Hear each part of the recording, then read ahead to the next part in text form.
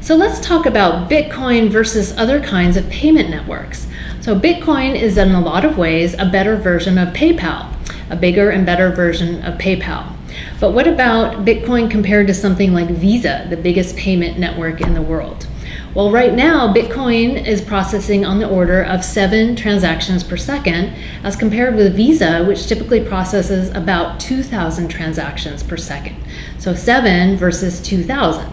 So Visa is the bogey. Visa is what to target.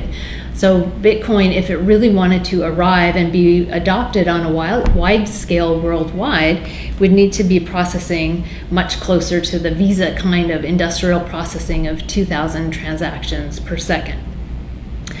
On the other hand, we can also talk about the total amount of money processed via these two services.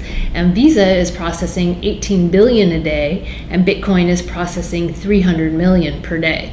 So that is clearly 300 million of Bitcoin and 18 billion of Visa transactions is quite different. However, processing $300 million of transactions per day is pretty remarkable for the Bitcoin software that has come out of the woodwork in the last several years.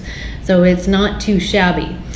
The other thing to talk about is the size of the overall Bitcoin market cap. So right now, its market cap has been on the order of $41 billion.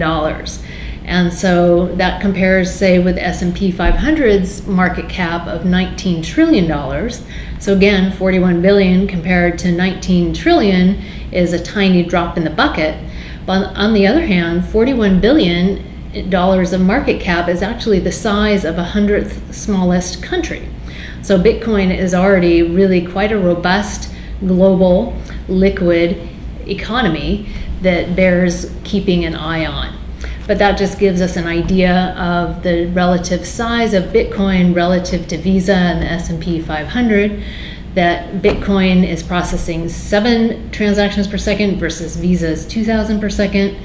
Bitcoin has $300 million worth of transactions per day versus Visa's 18 billion, and Bitcoin is on the order of a $41 billion market cap as compared with the $19 trillion market cap of the S&P 500.